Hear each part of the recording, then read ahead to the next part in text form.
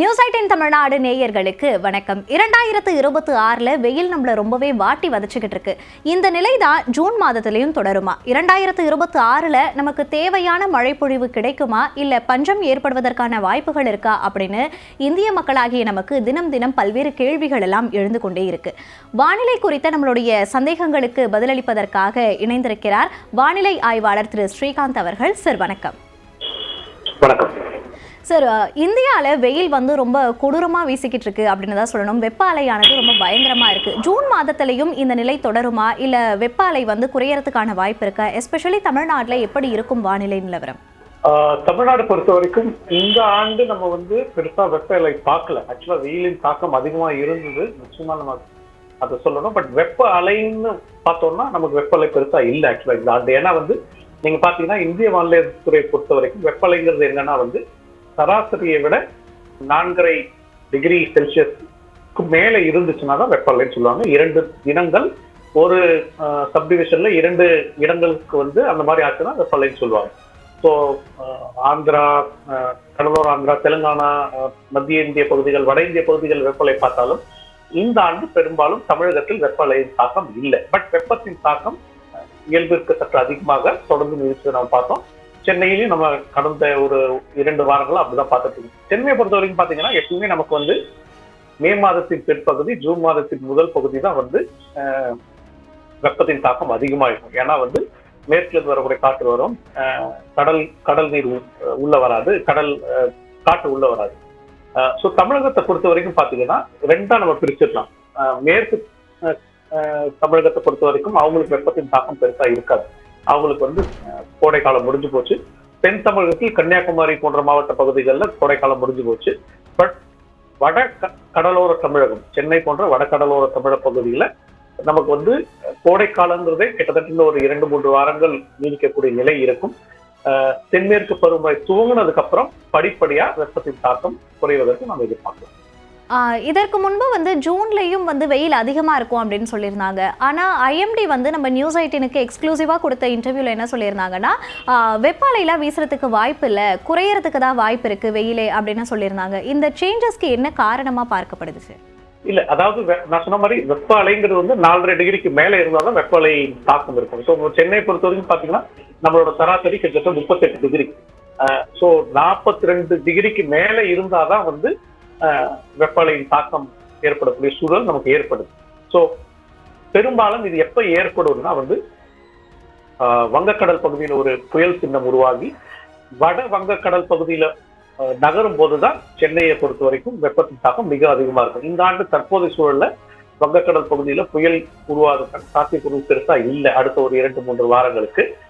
அதுவும் ஒரு காரணம். 2வது காரணம், சாதாரணமா என்ன ஆகும்னா தென்மேற்கு பருவமழை துவங்கிடுச்சுன்னா வளிமண்டலத்துல ஒரு ஈரப்பதம் வந்துடும். அந்த மேற்கு தொடர்ச்சி மலையை ஒட்டிய பகுதிகளில் வரக்கூடிய அந்த மேகங்கள் ஓரளவுக்கு வளிமண்டலத்துல ஈரப்பதம் வந்துடும். அதுக்கப்புறம் வெப்பத்தின் தாக்கம் குறைவதற்கான நம்ம சொல்ல ஷீல்டு மாதிரி, ஒரு ரேடியேஷன் ஷீல்டு மாதிரி ஆயிடும்.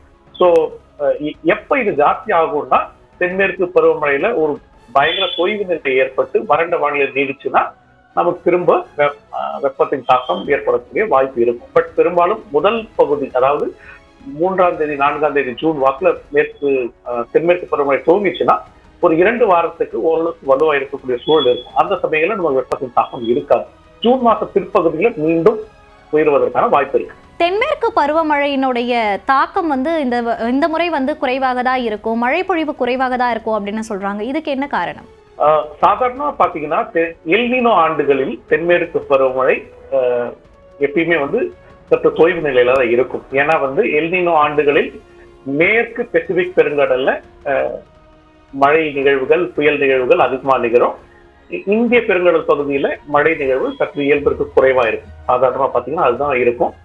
ஸோ நீங்க கடந்த பல ஆண்டுகளா பாத்தீங்கன்னா பற்றாக்குறை ஆண்டுகள், அதாவது தென்மேற்கு பருவமழை காலங்களில் இந்தியாவில் பற்றாக்குறை ஆண்டுகள் நிறைய எல்னினோ ஆண்டுகளில் நடந்திருக்கு. ஸோ இது இரண்டுமே எல்னினோ ஆண்டுகள்ல நிறைய பற்றாக்குறை ஆண்டுகள் நடந்திருக்கு. அதே மாதிரி லாலினா ஆண்டுகள்ல மிகுதி மழை ஆண்டுகளாக இருந்திருக்கு.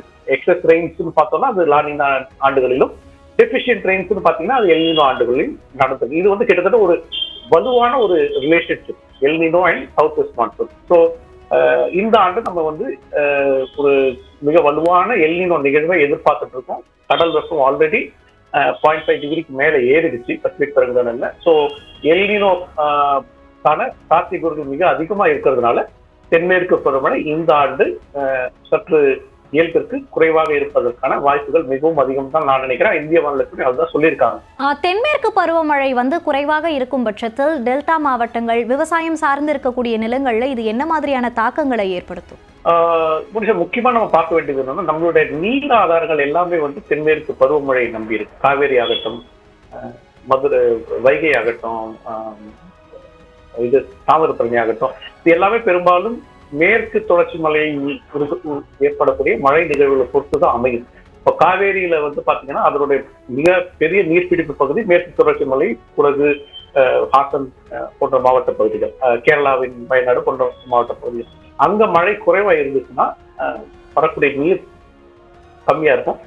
ஆல்ரெடி இந்த ஆண்டு தற்போது மேட்டூரில் இருக்கக்கூடிய நீர் அளவு பார்த்தோம்னா கூட கடந்த ஆண்டை விட கம்மியா இருக்கு. ஸோ 12ஆம் தேதி, ஜூன் 12ஆம் தேதி மேட்டூர் சாதாரணமா ஓபன் பண்ணக்கூடிய அந்த நாள் வந்து ஓபன் பண்ணுவோமான்னு தெரியல. ஏன்னா இருக்கக்கூடிய நீர் அளவு குறைவா இருக்கு. ஒண்ணு. ரெண்டாவது வந்து இப்போ ஆல்ரெடி கிட்டத்தட்ட மே மாச கடைசி வந்துட்டோம். இன்னும் 12 நாளுக்குள்ள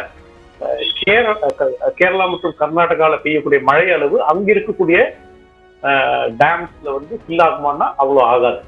நம்ம அதுவும் பார்க்கணும். ஏன்னா வந்து என்னதான் வந்து காவேரி மேலாண்மை வாரியம் வந்து சொன்னாலும் கர்நாடகால நீர் இல்லாத பட்சத்துல நமக்கு வந்து நீர் வரக்கூடிய வாய்ப்புகள் சற்று குறைவாக நம்ம எடுத்துக்கணும். ஸோ டெல்டாவை பொறுத்த வரைக்கும் நான் என்ன சொல்றேன், மழை நிலவரம் சற்று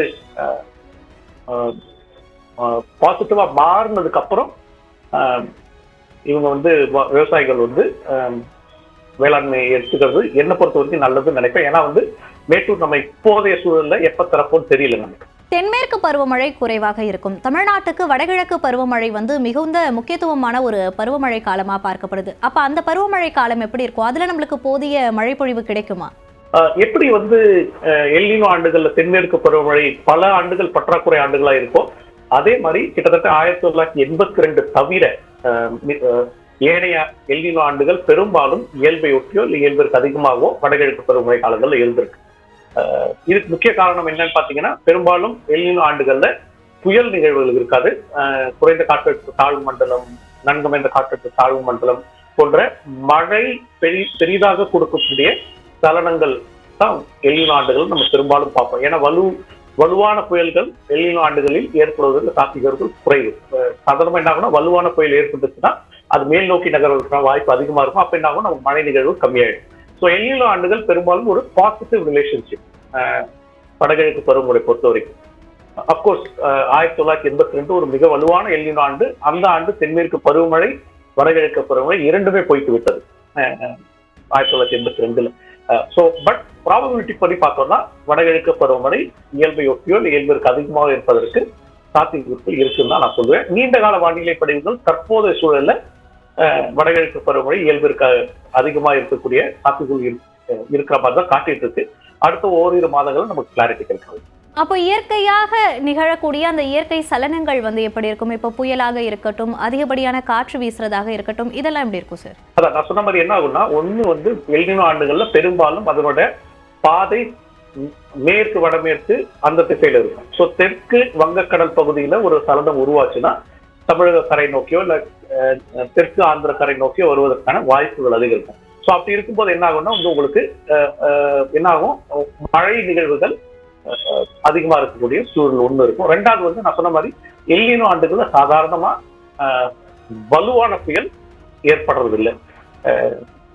ஒரு என்ன சொல்றது, ஐஎம்டி வந்து cyclonic storm, severe cyclonic storm, very severe cyclonic storm 3 இது யூஸ் பண்றாங்க. அதுல வந்து சாதாரணமா அது சைக்ளோனிக் ஸ்டார்ம் இல்ல சிவியர் சைக்ளோனிக் ஸ்டார்ம் அந்த ரேஞ்சில் தான் இருக்குமே தவிர வெரி சிவியர் சைக்ளோனிக் ஸ்டார்மோ இல்ல எக்ஸ்ட்ரீம்லி சிவியர் சைக்ளோனிக் ஸ்டார்மோ அந்த மாதிரி போறதுக்கான வாய்ப்புகள் குறைவுன்னு தான் நான் நினைக்கிறேன். தென்மேற்கு பருவமழை கேரளாவுக்கு மிகுந்த ஒரு முக்கியத்துவமான ஒரு பருவமழை காலமா இருக்கு. இப்ப வரைக்கும் கேரளாவில் ஒரு பெரிய அளவுக்கு மழை பொழிவானது அங்க ஏற்படல. கேரளாவில் எப்ப அபிஷியலா ஒரு அதிகப்படியான மழை பொழிவை எதிர்பார்க்கலாம் இந்த தென்மேற்கு பருவமழையால? முடிச்சா பாத்தீங்கன்னா நமக்கு அந்தமான்ல வந்து 16ஆம் தேதி வாக்குல தென்மேற்கு பருவமழை தூங்கிச்சு. அதுக்கப்புறம் ஒரு தொய்வு நிலை மாதிரி தான் இருந்துச்சு. கிட்டத்தட்ட ஒரு 7-8 நாட்கள் அங்கேயே வந்து கொஞ்சம் மெதுவாக தான் அந்தமான் பகுதிகளை கடந்து 2 தினங்களுக்கு முன்னாடி தான் அந்தமான் பூராவும் தென்மேற்கு பருவமழை தூங்கியதா இந்திய வானிலை சொல்லுச்சு. அந்த டைம்ல 15ஆம் தேதி அவங்க வந்து 26ஆம் தேதி மே தூங்குவதற்கான சாத்தியக்கூறுகள் இருக்கு, கணினி படிவம் ஸ்டாட்டிஸ்டிக்கல் மாடல் சொல்லுதுன்னு சொன்னாங்க. பட் நடுவில் இப்ப என்ன ஆயிருக்குன்னா வந்து உங்களுக்கு காற்றின் சூழல் வந்து சாதகமா இல்லை. கீழ்நிலை காற்று மேற்கில் இருந்து வந்தாலும் 3 கிலோமீட்டர் உயரமோ இல்ல 5 கிலோமீட்டர் உயரத்தில் இருக்கக்கூடிய காற்று இன்னும் மேற்கிலிருந்து இருந்து வரல, கிழக்கிலிருந்து போகுது. அதனாலதான் பாத்தீங்கன்னா கடந்த சில தினங்களாவே இடிமேகங்கள் கூட, ஃபார் எக்ஸாம்பிள் வேலூர் கிட்ட ஒரு இடிமேகம் உருவாகி மழை கொடுத்துச்சுன்னா அது வந்து கிட்டத்தட்ட பெங்களூர் வரைக்கும் போகுது. உங்களுக்கு தென்மேற்கு பருவமழை துவங்கிடுச்சுன்னா பெங்களூர்ல உருவாகிற இடிமேகம் சென்னைக்கு வரும். இப்ப இங்க இருந்து திருப்பி இன்னும் உள்பக்கம் தான் போகுதே தவிர உள்ள இருந்து கிழக்கு நோக்கி வரமாட்டேங்குது.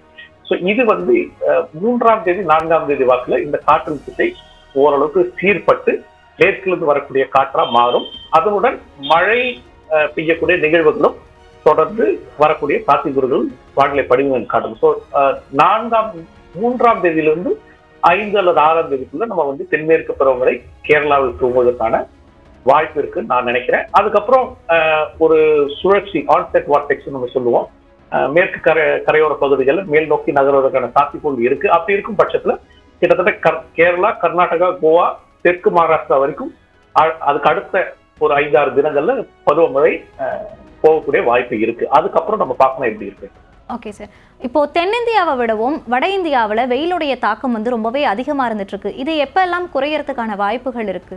வட இந்தியாவை பொறுத்த வரைக்கும் அவங்களுக்கு வெயிலின் தாக்கம் எப்போ குறையும்னா பருவமழை வந்ததுக்கு அப்புறம் தான் குறையும். அது வரைக்கும் வெயிலின் தாக்கம் எப்பயுமே இருக்கும். ஃபார் எக்ஸாம்பிள் நீங்க எடுத்துக்கிட்டீங்கன்னா மத்திய இந்தியா, வட இந்திய பகுதிகள் ஜூன் கடைசியில கூட 42, 43, 44 ரெகுலரா போகும் வெப்பத்தை பொறுத்த வரைக்கும்.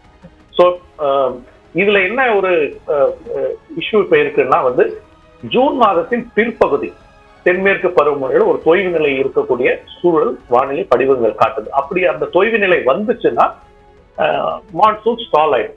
ஃபார் எக்ஸாம்பிள் பெனின்சுலர் இந்தியா வரைக்கும் போற பருவமழை, பருவக்காற்று அங்கேயே நின்றுடுச்சுன்னா ஒரு 2-3 வாரம் வந்து அந்த வெப்பத்தின் தாக்கம் மேலும் நீடிக்கும். அப்படி நீடிக்கும் பட்சத்துல ஜூலை முதல் வாரமோ 2வது வாரமோ பருவமழை வர்ற வரைக்கும் அவங்களுக்கு வெயிலின் தாக்கம் தொடர்ந்து நீடிச்சுட்டே இருக்கும். அப்ப என்ன ஆகும்னா வந்து உங்களுக்கு வெப்ப அலை ஏற்படக்கூடிய சாத்தியக்கூறுகள் அதிகரிக்கும். இணைப்பில் வந்து வானிலை குறித்த பல்வேறு தகவல்களை எங்களோடு பகிர்வு செய்தமைக்கு நன்றி சார். நன்றி.